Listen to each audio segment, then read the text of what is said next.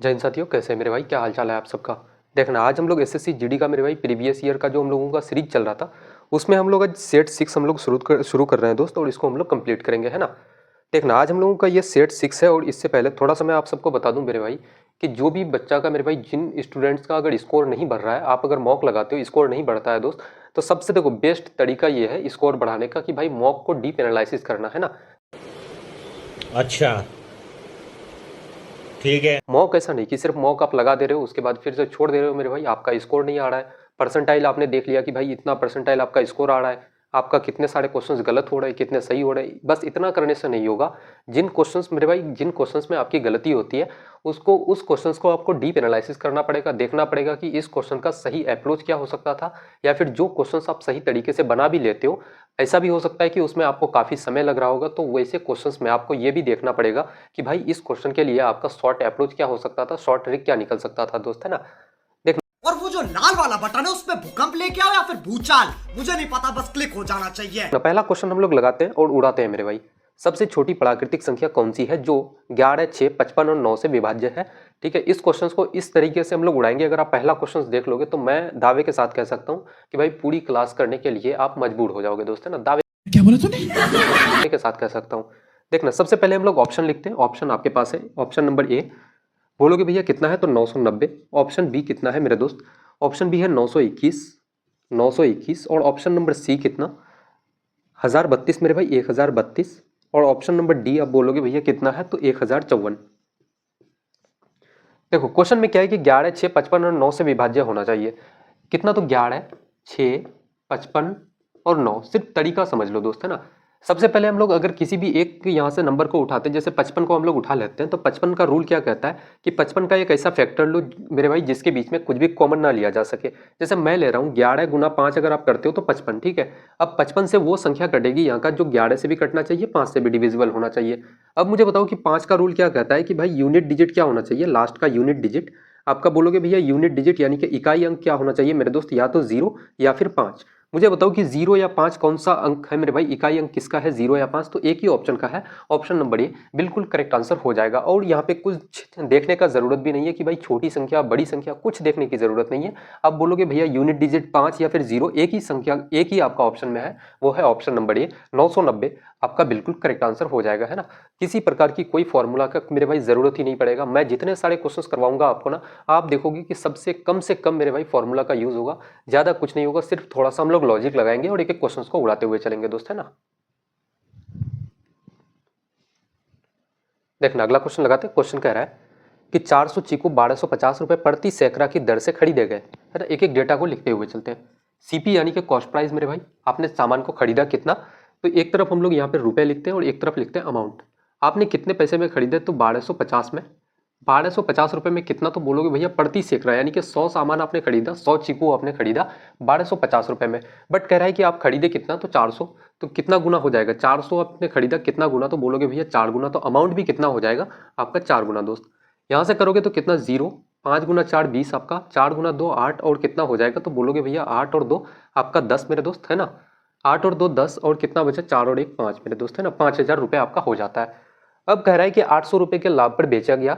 800 रुपये के लाभ में आप अगर इसको बेचते हो, सेलिंग प्राइस कितना हो जाएगा, अगर इसको 800 रुपये इसमें ऐड कर देते हो तो कितना हो जाएगा सेलिंग प्राइस, तो बोलोगे भैया 5800 रुपये। और ये जो 5800 है मेरे भाई, ये 5800 जो है, ये 5800 यहाँ पे मैं लिख रहा हूँ कि ये जो 5800 है आपका रुपए, ये कितना आर्टिकल का है, तो ये 400 आर्टिकल का है। आपको निकालना कितना का सेलिंग प्राइस है, तो 1 दर्जन का, यानी कि 12 पीस का।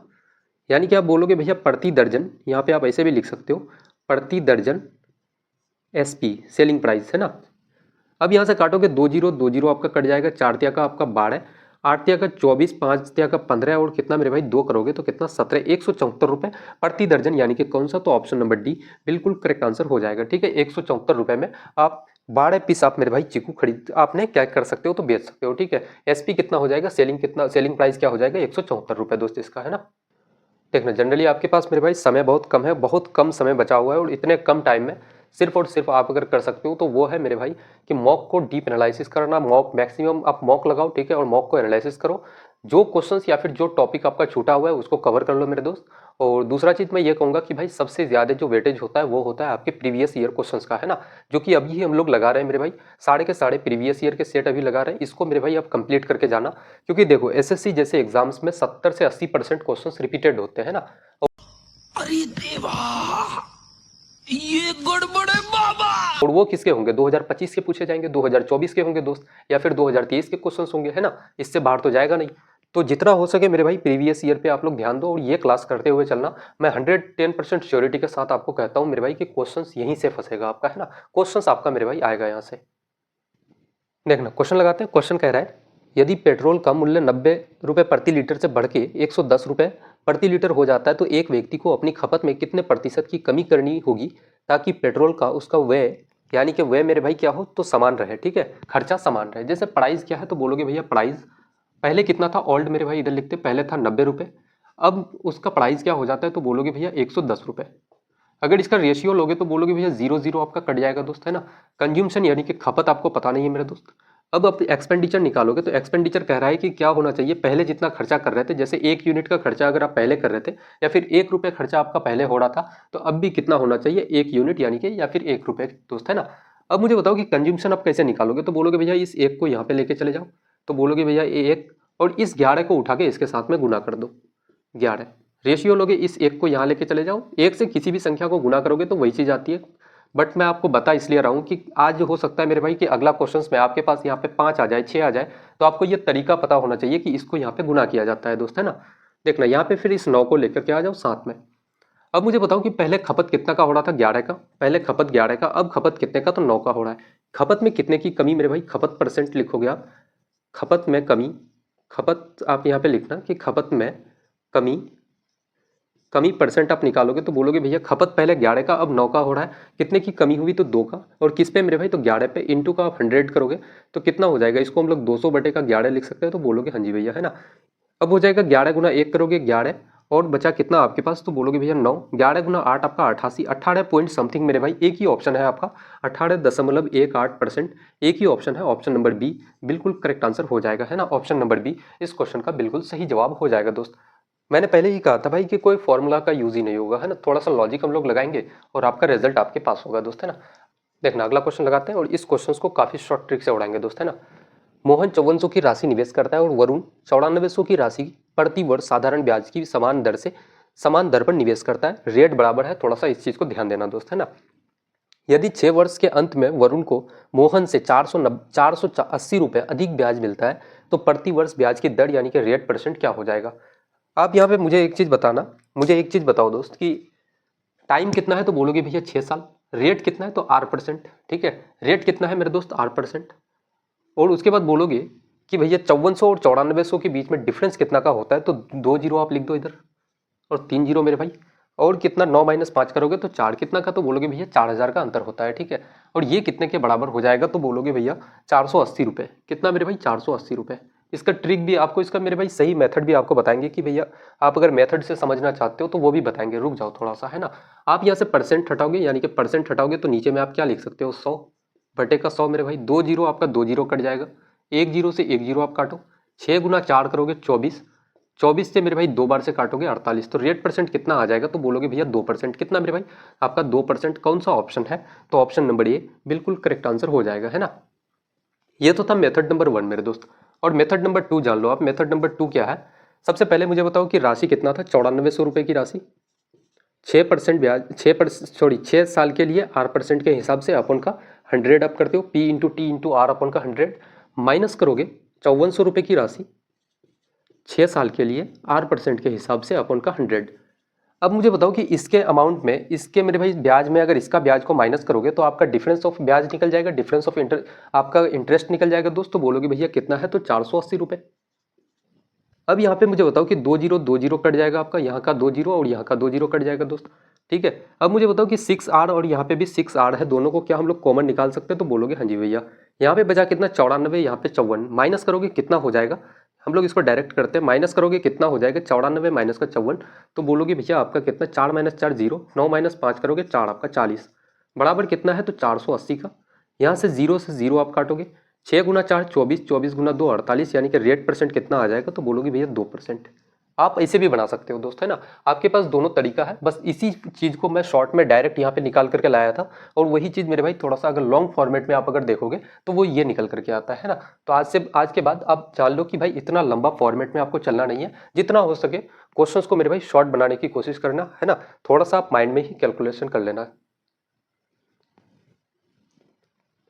देखना अगला क्वेश्चन लगाते हैं, और अगला क्वेश्चन मेरे भाई आपका एवरेज स्पीड के ऊपर में क्वेश्चन है, इसको हम लोग दो तरीके से हम लोग सॉल्व करने वाले हैं, है ना।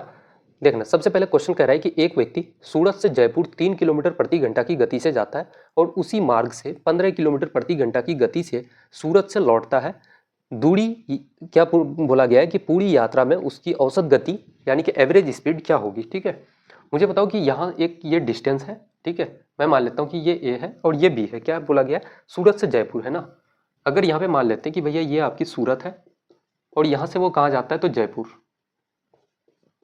डिस्टेंस नहीं पता है दोस्त हम लोग को, सबसे पहले हम लोग मेथड 1 निकालते हैं, मेथड 1 से, जिसमें हम लोग को डिस्टेंस की कोई नीड नहीं है। एक बात हमेशा याद रखना कि जब भी आपका क्या हो जाए डिस्टेंस, मेरे भाई डिस्टेंस क्या हो, डिस्टेंस आपका क्या हो जाए तो कांस्टेंट हो जाए दोस्त।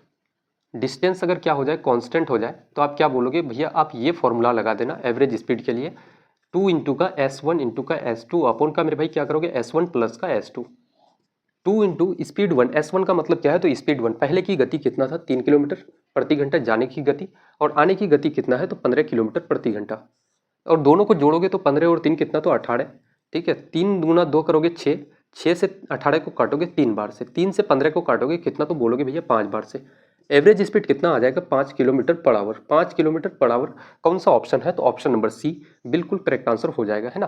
बट एक मिनट आप यहाँ पे रुकना मेरे भाई, मेथड नंबर 2 भी इसका हम लोग जानते हैं, ठीक है, कि मेथड नंबर 2 क्या होगा। अगर ये फॉर्मूला आपको याद ना रहे कल जा करके तो भाई आप कैसे निकालोगे, है ना, उसको भी हम लोग थोड़ा सा देखते हैं। अगर मान लेते कि ये आपके पास डिस्टेंस है मेरे भाई, डिस्टेंस हम लोग को पता नहीं है कि डिस्टेंस क्या है, हम लोग खुद से मान लेते हैं कि भाई हम लोग मान लेते हैं कि डिस्टेंस कितना है, डिस्टेंस बराबर हम लोग मान लेते हैं अगर 15 किलोमीटर, कितना मान लेते हैं 3 और 5 का, जैसे स्पीड दिया हुआ है आपके पास 3 किलोमीटर प्रति घंटा और 15 किलोमीटर प्रति घंटा, तो 3 और 15 का अगर एलसीएम लोगे तो आपका 15 आप किलोमीटर उसको डिस्टेंस ले सकते हो दोस्त, है ना। अब डिस्टेंस इतना मान लेते हैं। मुझे बताओ कि एक व्यक्ति यहाँ से यहाँ जाता है फिर यहाँ से वापस यहाँ पे आता है ना। अब हम लोग को एवरेज स्पीड औसत चाल निकालना है। एवरेज स्पीड का फॉर्मूला क्या होता है, टोटल डिस्टेंस, क्या होता है टोटल डिस्टेंस अपन का टोटल टाइम मेरे दोस्त, है ना। टोटल डिस्टेंस कितना हो जाएगा, अगर हम लोग थोड़ा सा एक स्टेप आगे चले तो बोलोगे भैया टोटल डिस्टेंस आपके पास कितना मेरे भाई, 15 किलोमीटर जाने में और 15 किलोमीटर आने में कितना हो जाएगा तो 30 किलोमीटर, और टोटल समय आप बोलोगे कि 15 किलोमीटर जा रहा है मेरे भाई समय, ठीक है, 3 की गति से अगर जाता है 3 किलोमीटर प्रति घंटा। मुझे बताओ कि 15 किलोमीटर दूरी अगर 3 किलोमीटर प्रति घंटे की गति से जा रहा है तो कितना घंटा लगेगा, 5 घंटा। आप तो यही फॉर्मूला लगाते हो ना, जैसे आप बोलोगे भैया आपको समय निकालना है, डिस्टेंस तो आपने निकाल लिया, टाइम निकालना है। जाने का पहले हम लोग देखते हैं टाइम बराबर क्या होता है तो डिस्टेंस अपन का स्पीड मेरे भाई, है ना। डिस्टेंस कितना है 15 और स्पीड कितना है तो 3 जाने के समय, और आने के टाइम देखोगे तो डिस्टेंस कितना है 15 और स्पीड कितना है मेरे भाई तो 15 की गति से आ रहा है, यानी कि क्या हो जाएगा टाइम बराबर डिस्टेंस अपन का स्पीड। इतना आप कर सकते हो दोस्त। यहाँ से 3 से 15 को काटोगे, पहले 30 हम लोग लिख देते हैं, 3 से 15 को काटोगे 5 बार से, और 15 से 15 काटोगे तो 1 बार से, कितना लिखोगे 30 बटे का 5 और 1 6 मेरे भाई, काटोगे इसको तो कितना हो जाएगा 6 गुना 5 आपका 30, यानी कि 5 किलोमीटर पर आवर। कौन सा ऑप्शन है आपका तो ऑप्शन नंबर सी बिल्कुल करेक्ट आंसर हो जाएगा, है ना। ये था आपके पास मेरे भाई मेथड नंबर 2। अगर कल जाकर के भविष्य में ऐसा हो जाए आपके पास फ्यूचर में कि मेरे भाई आपको फॉर्मूला याद ना रहे तो आप इस तरीके से आप क्वेश्चंस को सॉल्व करके इजीली आप आंसर निकाल सकते हो इसका, है ना। देखना अगला क्वेश्चन लगाते हैं, टाइम एंड वर्क का क्वेश्चन, काफ़ी बढ़िया सा क्वेश्चन मेरे दोस्त, है ना। और ये सारे के सारे क्वेश्चंस मेरे भाई प्रीवियस ईयर के क्वेश्चंस हैं, ठीक है। आप 2025 का, है ना, 2025 का पेपर लगा लेना, सभी क्वेश्चंस आपको देखने को मिल जाएंगे। और इनफैक्ट मैं आपको बताऊं कि जितने सारे क्वेश्चंस मैं करवा रहा हूं ये सारे के सारे क्वेश्चंस अगर आप मॉक लगाओगे ना, चाहे आप कहीं किसी भी प्लेटफॉर्म से आप मॉक लगाना, आपको हर एक क्वेश्चंस मेरे भाई देखने को मिलेगा। और क्वेश्चंस मैं आपको बताऊं कि थोड़ा सा सिर्फ ऐसा हो सकता है कि एग्जाम में एग्जामिनर ऐसा कर सकता है आपके साथ कि डेटा बदल सकता है ना, उससे ज़्यादा कुछ नहीं कर पाएगा भाई। लैंग्वेज आपकी सेम रहेगी, क्वेश्चंस पूरा डिट्टो कॉपी आएगा, कुछ भी चेंज इसमें नहीं होगा। सिर्फ और सिर्फ आपका क्या होने वाला है कि डेटा चेंज होने वाला है दोस्त, है ना। देखना हम लोग क्वेश्चंस लगाते हैं। क्वेश्चन कह रहा है पी और क्यू किसी कार्य को क्रम से 28 दिन और 35 दिनों में पूरा करते हैं, ठीक है। 28 दिन और 35 दिन, एक एक डेटा लिखते हुए चलते हैं। पी नाम का जो व्यक्ति है कितना तो बोलोगे भैया 28 दिन में, और क्यू नाम का व्यक्ति जो है ये कितना तो बोलोगे 35 दिन में आपका काम को कंप्लीट करता है। अब यहाँ से अगर टोटल वर्क हम लोग अगर निकालें, 28 और 35 का आप एलसीएम लोगे तो कितना हो जाएगा, बोलोगे भैया 35 गुना 2 70, 140 मेरे भाई, कितना हो जाएगा 140 आपका।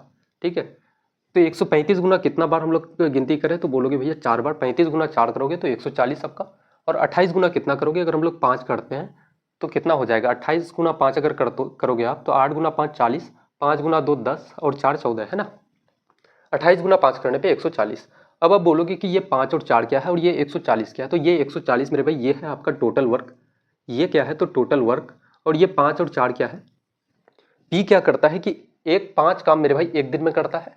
क्यों, एक दिन में कितना काम करता है, 4 काम करता है। यानी कि इसको हम लोग एफिशिएंसी कहते हैं, हिंदी वालों के लिए मेरे भाई क्षमता है ना, इसको हम लोग क्षमता कहते हैं दोस्त। अब देखना क्वेश्चन कह रहा है कि वह बारी बारी से एक एक दिन कार्य करते हैं, संपूर्ण कार्य कितने दिनों में पूरा होगा।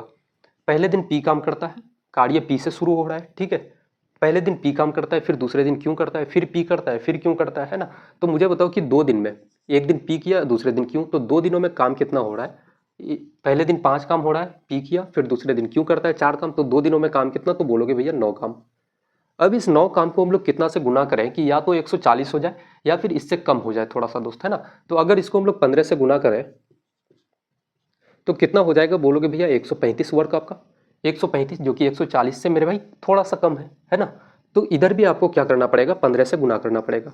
15 गुना 2 करोगे तो बोलोगे भैया कितना, तो 30 दिन।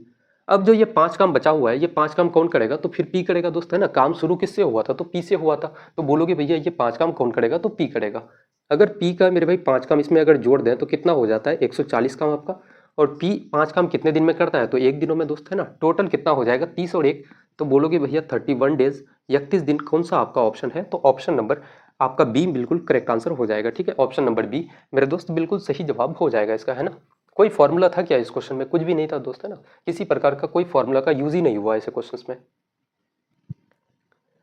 देखना अगला क्वेश्चन लगाते हैं, बॉटनी स्ट्रीम का काफी बढ़िया क्वेश्चन मेरे दोस्त, है ना, और काफी एडवांस लेवल के क्वेश्चन ये भी मैं आपको बता रहा हूँ। एक धारा की गति कितना है, 6 किलोमीटर प्रति घंटा, और एक नाव 7 घंटे में 56 किलोमीटर धारा के अनुकूल और 39 किलोमीटर धारा के प्रतिकूल जा सकती है। स्थिर जल में नाव की गति क्या होगी। ये क्या है, तो स्ट्रीम बोलोगे भैया। ये क्या है, तो धारा है आपकी, ये धारा, और धारा का डायरेक्शन क्या है, तो ये है मेरे भाई। अब एक नाव जा रही है, एक नाव है। अब ये नाव अगर धारा के ऑपोजिट डायरेक्शन में मूव करे तो प्रतिकूल, और धारा के साथ जाए तो क्या हो जाएगा, तो अनुकूल बोलोगे, है ना। अब मुझे एक चीज बताओ कि भाई धारा की गति कितना है। इस धारा की गति, धारा को हम लोग वाई से रिप्रेजेंट करते हैं। वाई का वैल्यू कितना है, तो 6 किलोमीटर, 6 किलोमीटर प्रति घंटा आपका। आपको निकालना क्या है कि x किलोमीटर प्रति घंटा क्या है, यानी कि नाव की चाल। नाव को हम लोग क्या किससे रिप्रेजेंट करते हैं, तो बोलोगे भैया हम लोग नाव को रिप्रेजेंट करते हैं x से मेरे दोस्त, है ना। यानी कि x का वैल्यू क्या हो जाएगा, ये आपसे पूछा गया है। देखना सबसे पहले मुझे बताओ कि भाई 56 किलोमीटर जा रहा है 7 घंटे में। टाइम का फॉर्मूला क्या होता है, एक एक चीज लिखते हुए चलते हैं। टाइम बराबर डिस्टेंस अपॉन का स्पीड। टाइम कितना है 7 घंटा, डिस्टेंस कितना है, तो बोलोगे भैया 56 किलोमीटर। 56 किलोमीटर जा रहा है और वो 56 किलोमीटर मेरे भाई धारा की दिशा में। अब मुझे बताओ कि आप कभी धारा की दिशा में आप जा रहे हो, पानी उसी डायरेक्शन में मूव कर रही है, आप भी उसी डायरेक्शन में जा रहे हो, तो क्या होगा, आपकी स्पीड बढ़ेगी या घटेगी, तो आप ऑब्वियसली बोलोगे कि भैया स्पीड बढ़ेगी, है ना।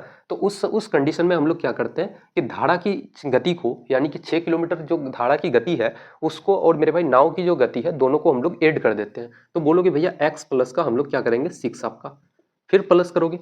अब कितना किलोमीटर है, 39 किलोमीटर, और ये जा रहा है प्रतिकूल मेरे दोस्त। धारा जिस डायरेक्शन में मूव कर रही है उसके आप ऑपोजिट डायरेक्शन में आप नाव को लेकर के जा रहे हो, तो उस कंडीशन में क्या होगा कि आपकी स्पीड ऑटोमेटिकली मेरे भाई कम हो जाएगी, डिक्रीज हो जाएगी स्पीड, है ना। जब स्पीड डिक्रीज होती है तो हम लोग क्या करते हैं कि बोट का स्पीड जो होता है मेरे भाई, नाव का जो स्पीड होता है, उससे हम लोग धारा की गति को माइनस करते हैं। तो बोलोगे भैया x माइनस का 6 हो जाएगा आपका। अब इसको हम लोग सॉल्व करेंगे तो आपका x का वैल्यू निकल जाएगा दोस्त, है ना। अब हम लोग इसको करके देखते हैं। यहाँ से अगर आप करोगे, इन दोनों का एलसीएम ले सकते हो या फिर दोनों को क्रॉस मल्टीप्लाई करके इन दोनों को नीचे में मेरे भाई गुना कर सकते हो। तो हम लोग उस मेथड का यूज करेंगे, है ना। एलसीएम वाला मेथड तो भाई बचपन में बहुत ज़्यादा कर चुके हैं, अब उससे हम लोग नहीं चलेंगे। देखना 56 गुना x करोगे तो कितना हो जाएगा, बोलोगे भैया 56x आपका, माइनस करोगे 56 गुना 6 करोगे कितना हो जाएगा, 6 गुना 6 आपका 36, 6 गुना 5 आपका 30 और 3 कितना 33, 336 मेरे दोस्त। प्लस करोगे 39 गुना x कितना हो जाएगा, बोलोगे भैया 39x।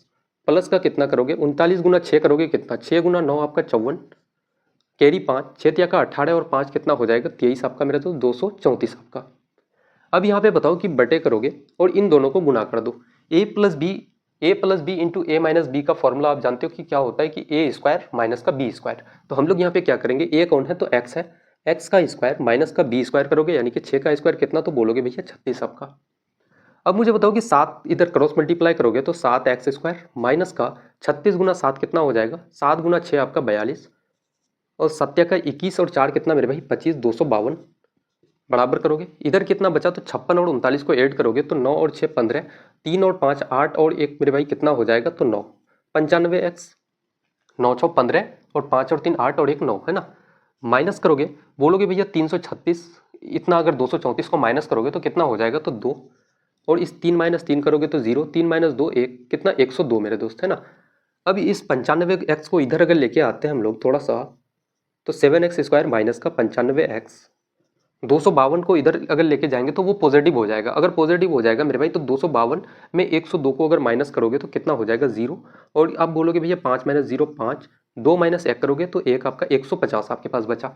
अब इस कंडीशन में अब मुझे बताओ कि इस टाइप से आप रिजल्ट निकालना काफ़ी डिफिकल्ट है आपके लिए है ना। इस टाइप से मेरे भाई अगर आप एक्स का अगर निकालते हो रिजल्ट तो काफ़ी डिफिकल्ट है। अब यहाँ पे हम लोग थोड़ा सा सहारा लेंगे किसका मेरे भाई, वो है ऑप्शन आपके पास। अब बोलोगे भैया ऑप्शन क्या है, तो ऑप्शन थोड़ा सा लिखते हैं मेरे दोस्त। 7 15 कितना है ऑप्शन, 7 15 और 13 और कितना है तो ऑप्शन नंबर डी आपके पास बोलोगे भैया 22 है। मुझे बताओ कि x का अगर वैल्यू हम लोग अगर 7 रखें, 7 का स्क्वायर कितना तो 49 यानी कि यूनिट प्लेस पे 9, 9 गुना 7 करोगे तो कितना तो बोलोगे भैया 63, 63 का यूनिट प्लेस में 3 माइनस करोगे अगर 7 गुना 5 करोगे 35 आपके पास। मुझे बताओ कि ये 3 है तो यानी कि ये 13 होता, 13 माइनस 5 करोगे तो 8 आना चाहिए यूनिट प्लेस पे, यहाँ पे 0 है मेरे दोस्त है ना, बराबर होना चाहिए। तो ये आपका ऑप्शन नंबर ए नहीं हो सकता। ऑप्शन नंबर बी को हम लोग उठाते हैं। अब बोलोगे भैया ऑप्शन नंबर सी को पहले देख लेते हैं। 3 का स्क्वायर आप करोगे तो 9 आपका यूनिट प्लेस से चलना है ना, 9 9 गुना 7 करोगे 63 माइनस करोगे 3 गुना 5 आपका 15, 13 माइनस 5 करोगे तो 8 आना चाहिए। ठीक है, ऑप्शन सी भी आपका खत्म हो जाता है दोस्त। ऑप्शन नंबर डी को उठाते हैं। 2 का स्क्वायर कितना 4, 4 गुना 7 28 यानी कि 8 यूनिट प्लेस पे, 2 गुना 5 करोगे 10 आपका यानी कि 0, 8 माइनस 0 करोगे तो कितना 8 होना चाहिए जो कि यहाँ पे 0 है। ऑप्शन नंबर डी भी खत्म, एक ही ऑप्शन बचता है ऑप्शन नंबर बी जो कि बिल्कुल करेक्ट आंसर हो जाएगा है ना। उसको भी हम लोग थोड़ा सा प्रूफ करके देखते हैं। जैसे 5 का स्क्वायर करोगे 25, 25 यानी कि यूनिट प्लेस पे 5, 5 गुना 7 करोगे 35 आपका। ठीक है, 5 गुना 5 कितना 25 यूनिट प्लेस पे कितना आ जाएगा 5, 5 माइनस 5 करोगे तो 0 यानी कि यहाँ पे कितना है 0 आपके पास। ऑप्शन नंबर बी आपके पास मेरे भाई प्रूफ हो गया, ऑप्शन बी बिल्कुल करेक्ट आंसर हो जाएगा। तो ये था मेरे भाई काफ़ी अच्छे लेवल का क्वेश्चन जो आपको एग्जामिनर फंसाता है ऐसे क्वेश्चन में है ना। देखना अगला क्वेश्चन लगाते हैं। क्वेश्चन कह रहा है यदि समान ब्याज दर पर 2 वर्षों में साधारण ब्याज 40 और चक्रवृद्धि ब्याज 56 तो मूलधन क्या हो जाएगा। मुझे बताओ कि साधारण ब्याज हर एक साल तो बराबर देता है, अगर 40 साधारण ब्याज दे रहा है तो पहले साल कितना दिया होगा तो 20 और दूसरे साल कितना तो बोलोगे भैया 20 है ना। यहाँ पे हम लोग लिख देते हैं कि फर्स्ट ईयर पहले साल और ये सेकेंड ईयर। और मुझे बताओ कि कंपाउंड इंटरेस्ट क्या होगा, पहले साल 20 दिया होगा मेरे दोस्त। अब 56 जाने के लिए और इसमें कितना ऐड करोगे दूसरे साल कितना तो बोलोगे भैया 36 दिया होगा है ना।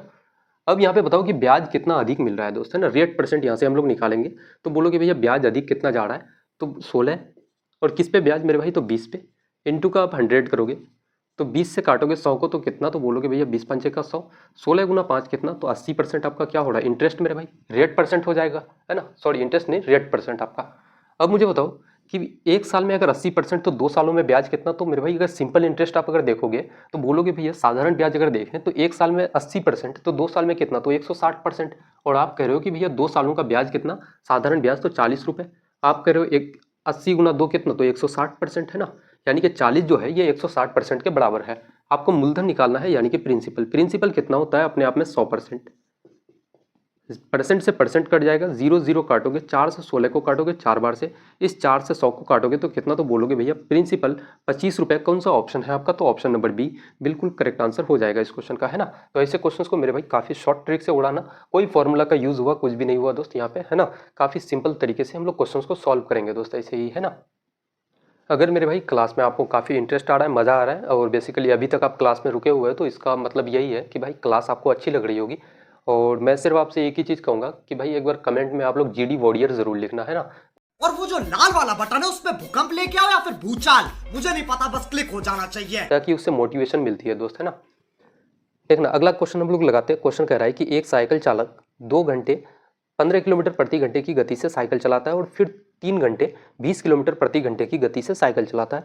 पूरी यात्रा के दौरान साइकिल चालक की औसत गति यानी कि एवरेज स्पीड क्या हो जाएगी? एवरेज स्पीड का फॉर्मूला आपको बता चुके हैं दोस्त कि एवरेज स्पीड बराबर क्या होता है? टोटल डिस्टेंस अपन का मेरे भाई क्या, तो टोटल टाइम आपका। मुझे बताओ कि 2 घंटा में, 1 घंटे में अगर 15 किलोमीटर की स्पीड से साइकिल चलाता है यानी कि 1 घंटा में 15 किलोमीटर, तो 2 घंटा चलाता है कितना? तो बोलोगे भैया 30 किलोमीटर। अब मुझे बताओ कि फिर क्या करता है, 20 की रफ्तार से वो अगर साइकिल चलाता है तो 3 घंटे में कितना चलाएगा? तो बोलोगे भैया 20 का 60 किलोमीटर। अब नीचे में क्या लिखोगे? Total time. पहले समय कितना ले रहा था? 2 घंटा। अब वो 2 घंटा साइकिल चलाया मेरे भाई 15 की रफ्तार से यानी कि 2 घंटा, और फिर कितना? तो बोलोगे भैया 3 घंटा। टोटल समय कितना? तो 5 घंटा। 6 और 3 कितना? तो 90 बोलोगे भैया 90 हो जाएगा। 5 से काटोगे तो कितना? तो 18 किलोमीटर प्रति घंटा। कौन सा आपका ऑप्शन है? तो ऑप्शन नंबर बी बिल्कुल करेक्ट आंसर हो जाएगा, है ना। 18 किलोमीटर प्रति घंटा बिल्कुल इस क्वेश्चन का सही जवाब हो जाएगा दोस्त, है ना। देखना आज के सेट का आखिरी सवाल हम लोग लगाते हैं और काफी बढ़िया मेरे दोस्त। अनुपात कितना है? तो 2:3, 5:7 आपका, 3:4 और 5:9 आपका की तुलना करना है इसका कि सबसे छोटा कौन सा है ना। एक एक हम लोग डेटा लिखते हुए चलते हैं। 2/3 हम लोग रेशियो को ऐसे भी लिख सकते हैं, तो बोलोगे हाँ जी भैया। फिर कितना है? 5/7 यानी कि 5:7 को 5/7 लिखेंगे। उसके बाद बोलोगे भैया कितना है? तो 3/4। और क्या है उसके बाद मेरे भाई? तो 5/9 आपका।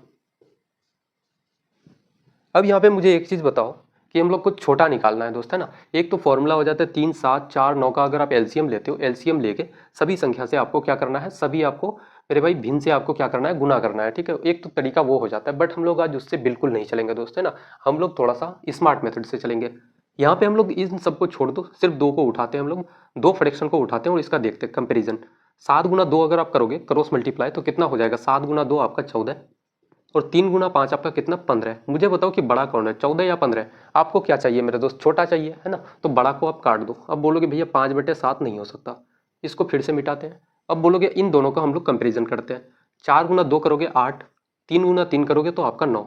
बड़ा कौन है? 3 आपका 9, तो ये आपका बड़ा हो गया, इसको काट दो दोस्त, है ना। फिर से हम लोग इसका और इसका कंपेरिजन करते हैं। 9 गुना 2 करोगे कितना? तो 18। 3 गुना 5 करोगे आपका 15। बड़ा कौन है? तो बोलोगे भैया 18। ये 18 हम लोग को बड़ा नहीं चाहिए, हम लोग को चाहिए मेरे भाई छोटा। छोटा कौन हो जाएगा? तो बोलोगे भैया 5/9 आपका। कौन सा? यानी कि 5:9 कौन सा ऑप्शन है? तो ऑप्शन नंबर डी बिल्कुल करेक्ट आंसर हो जाएगा इसका, है ना। 5:9 आपका बिल्कुल सही जवाब हो जाएगा। तो आज का सेट मेरे भाई कंप्लीट होता है। और कैसा लगा करके आपको ये सेट? मजा आया, और मैं ये जो मजा है हिंदुस्तान के हर व्यक्ति को देना चाहता हूं। एक बार कमेंट में ज़रूर बताना दोस्त। और इसके बाद फिर से हम लोग प्रीवियस ईयर के बहुत सारे ढेरों क्वेश्चंस उठाएंगे और आपके एग्जाम तक मेरे भाई ऐसे करके धीरे धीरे जितने सारे क्वेश्चंस होंगे आपके एग्जाम के लिए सबको हम लोग कंप्लीट करने वाले हैं दोस्त, है ना। तो आज के सेट को समाप्त करते हैं और मिलते हैं काफ़ी बेहतरीन सी क्लास में। तब तक के लिए जय हिंद।